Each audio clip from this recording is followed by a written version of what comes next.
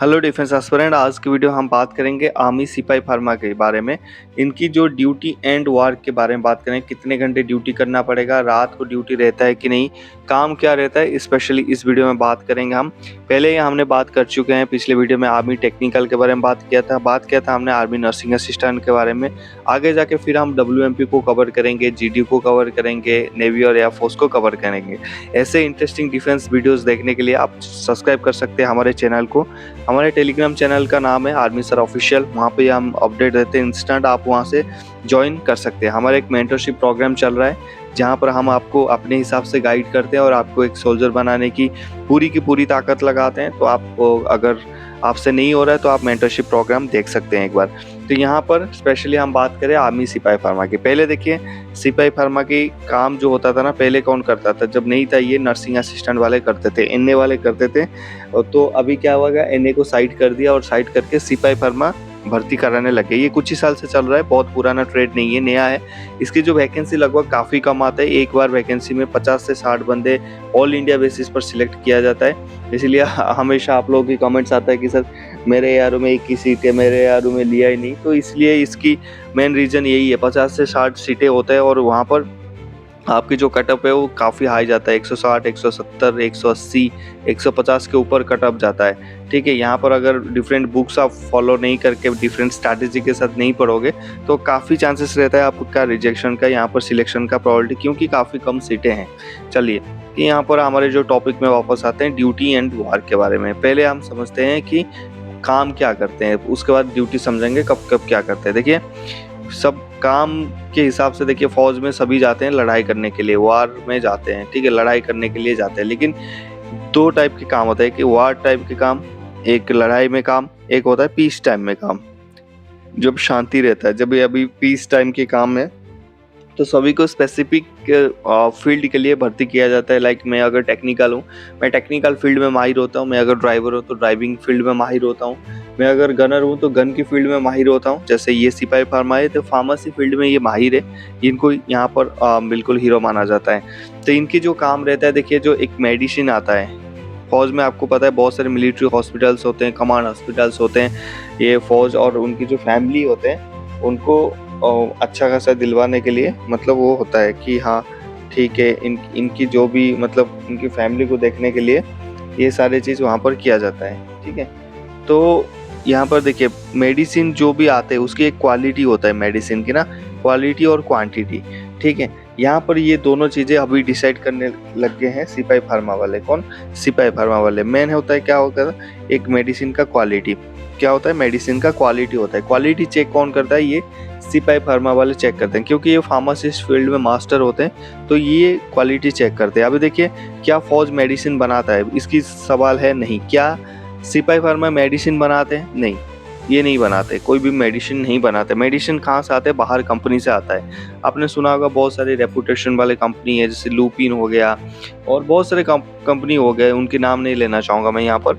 तो वहाँ पर वो कंपनी, क्योंकि आर्मी एक बहुत बड़ा संस्था है और उसकी जो फैमिली होते हैं, आर्मी की जो डिपेंडेंट्स होते हैं, उसको भी ये एंटाइटल करते हैं मेडिकल, फ्री मेडिकल फैसिलिटीज़ में। तो बहुत सारे आर्मी इनपुट करता है मेडिसिन। ठीक है, तो क्या करता है वो बाहरी देश से या फिर बाहरी कंपनी से लेता है, तो इसके कारण उनकी कंपनी को भी फ़ायदा रहता है बहुत ज़्यादा। तो यहाँ पर सारे इंटरेस्टेड होते हैं कि हम फौज में अपनी मेडिसिन भेजें। ठीक है, लेकिन सिर्फ फौज में मेडिसिन भेजना मुद्दा नहीं है। मुद्दा ये है कि आप सही मेडिसिन क्वालिटी के साथ भेजें, क्योंकि अगर क्वालिटी टाइप की मेडिसिन नहीं रहेगा तो जवान कोई भी टैबलेट खाएगा और वो ठीक नहीं होगा, या फिर ज़्यादा बीमार पड़ जाएगा, या फिर उसको ठीक होने में काफ़ी टाइम लग जाएगा। तो ये सारी चीज़ें अभी इंश्योर करने लगे सिपाही फार्मा। ये कौन करता है? सिपाही फार्मा। अगर देखा जाए एक रेस्पेक्टेबल काम है, क्योंकि आप एक जवान के लिए क्वालिटी टाइप की मेडिसिन को अप्रूव कर रहे हैं, बहुत बड़ी बात होता है कि आप कंपनी के लिए एक क्लियरेंस दे रहे हैं कि हाँ ये जो जैसे कोई भी कंपनी हो गया वहाँ पर, कि ये जो लुपिन की कंपनी है ये देता है कि जो ये वाला मेडिसिन है, इसकी पैरासीटामोल है, इसमें जो भी उन्होंने डाला है, चाहे केमिकल हो, ये उसके होता है ना कंपोजिशन, ये इतना परसेंट, ये इतना परसेंट, आपने देखा होगा। तो ये सारी चीज़ें एक सही, अगर ये जवान एक लेता है तो अच्छा है और इनकी क्वालिटी भी अच्छी है।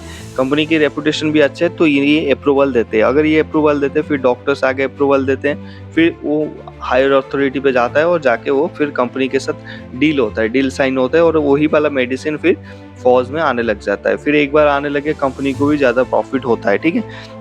ये हो गया आपकी, क्या हो गया, पीस टाइम में आपके काम हो गया, ठीक है। दूसरा काम क्या रहता है? दूसरा काम रहता है जैसे मिलिट्री हॉस्पिटल, मान लीजिए जालंधर है या फिर पंजाब है या फिर दिल्ली है, उसमें मिलिट्री हॉस्पिटल्स होते हैं जहाँ पर बहुत बड़े बड़े हॉस्पिटल्स होते हैं, लाखों में वहाँ पर लोग ट्रीटमेंट होने आते हैं, जो फौजी और उनकी फैमिलीज। तो यहाँ पर एक डिस्पेंसरी भी होता है जहाँ पर मेडिकल स्टोर्स होते हैं, ड्रग स्टोर्स जिसको बोलते हैं। तो वहाँ पर जितने भी सारे मेडिकल जो डॉक्टर प्रेस्क्राइब करता है उसको डिस्ट्रीब्यूट करना भी सिपाही फार्मा का काम है। अभी हालांकि आप पूछोगे कि सर सारे एमएस में नहीं हुआ है, मुझे पता है सारे मिलिट्री हॉस्पिटल में अभी सिपाही फार्मा नहीं है, क्योंकि अभी ये नया भर्ती चल रहा है। धीरे धीरे जैसे स्ट्रेंथ बढ़ेगा तो वहाँ पर नर्सिंग असिस्टेंट हट जाएगा और इनको आपको देखने के लिए मिलेगा। तो इनका काम है मेडिसिन डिस्ट्रीब्यूट करना। पहले ये नर्सिंग असिस्टेंट वाले करते थे, अभी सिपाही फार्मा करने लग गए, क्योंकि जो भी डॉक्टर प्रेस्क्राइब करता है वो ज़्यादा समझता है एक फार्मासिस्ट, क्योंकि उसी फील्ड का वो मास्टर है। तो वहाँ पर कैसे क्या टेबलेट लेना है, कब का कब टेबलेट लेना है, जैसे सिविल में होता है ना, सेम यहाँ पर ये डिस्ट्रीब्यूट करते हैं, समझाते हैं आगे पेशेंट को जाके कि ये चीज़ें आपने करना है मेडिसिन के साथ। दूसरा काम इनका ये हो गया, सबसे बड़ा काम है। तीसरा काम अब आता है स्टोर एंड इन्वेंट्री। तीसरा काम ये है कि जैसे मान लीजिए एक मिलिट्री हॉस्पिटल है, एक कैंट में, जो आर्मी जहाँ पर मतलब रहता है उसको कैंटोमिनेट बोलते हैं, आपको ये समझना पड़ेगा।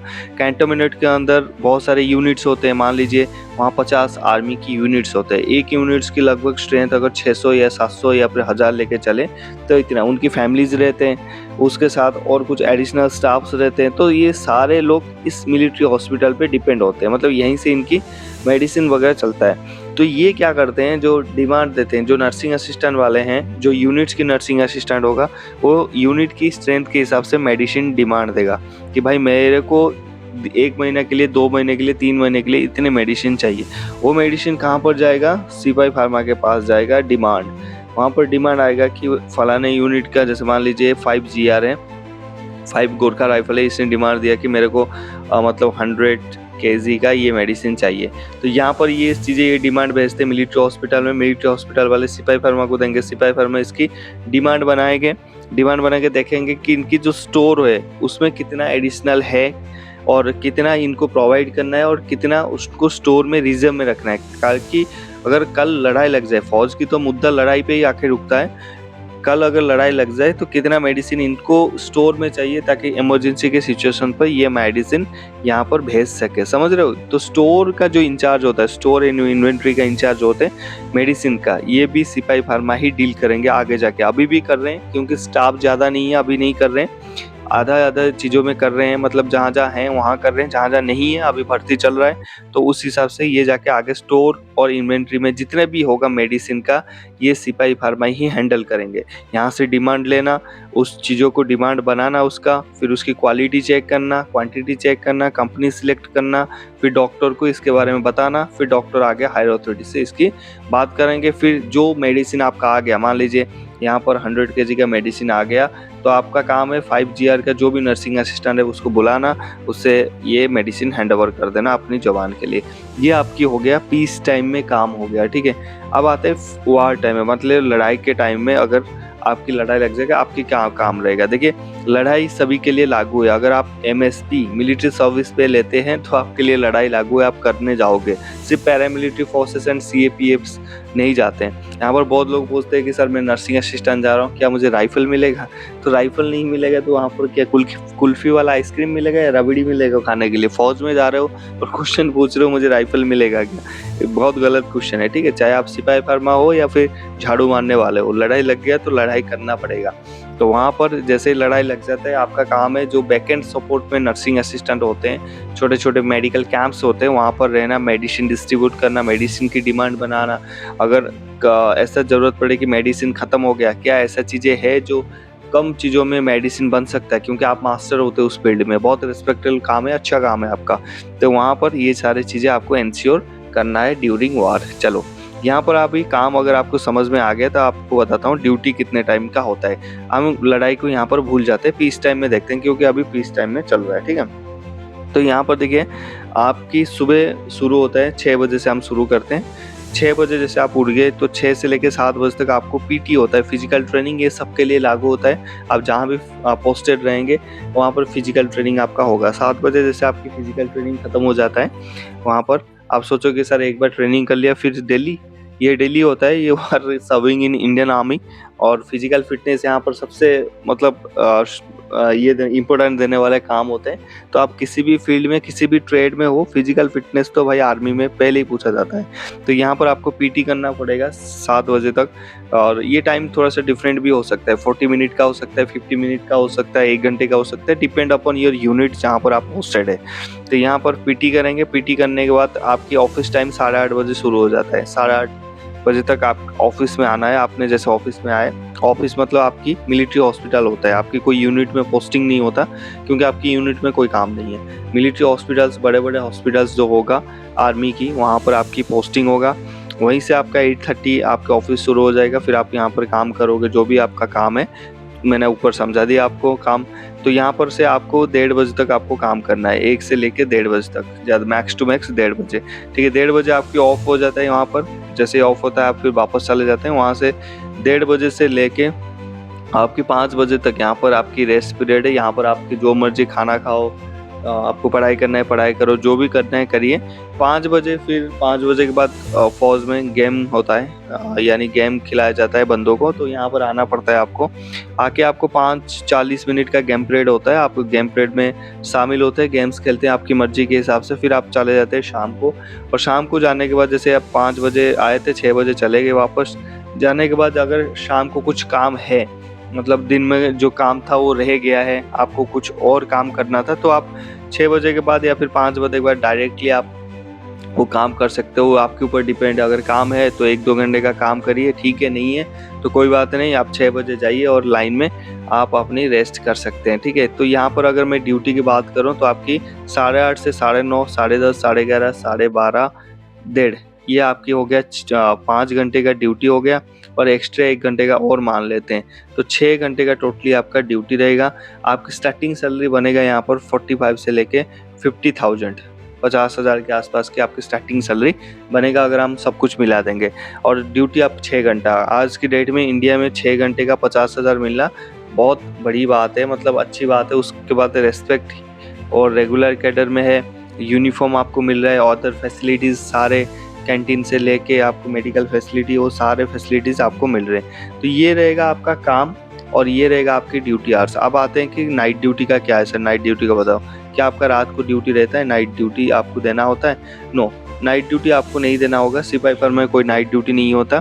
तो यहाँ पर जैसे आप 6 बजे वापस जाते हो, फिर शाम को अगर कुछ पॉइंट्स आपके सीनियर आपको बताना है तो आधा 15 मिनट का ब्रीफिंग होता है, या फिर इंट्रोडक्शन हो जाता है, या फिर आजकल व्हाट्सअप हो गया, व्हाट्सअप में पास कर देते हैं कि कल के लिए ये प्रोग्राम है और उसके लिए तैयारी कर लेना, ठीक है। बाकी नाइट में आपकी कोई ड्यूटी नहीं है, नाइट में आप फुल सो सकते हैं। फिर आपकी 6 बजे पीटी के जैसा शुरू हो जाएगा, ठीक है। ये था आपकी लाइफ की स्ट्रक्चर, वर्क एंड ड्यूटी। अगर आपकी इसके बारे में और कुछ जानना है तो आप नीचे कमेंट कर सकते हैं। आपको कुछ समझ में नहीं है वो भी कमेंट कर सकते हैं। आप अगले वीडियो किस टॉपिक पर चाहते हैं उसकी कमेंट्स करिए। वीडियो को लाइक करके जाना। मिलते हैं नेक्स्ट टॉपिक में गाइस। जय हिंद, हैप्पी यूनिफॉर्म।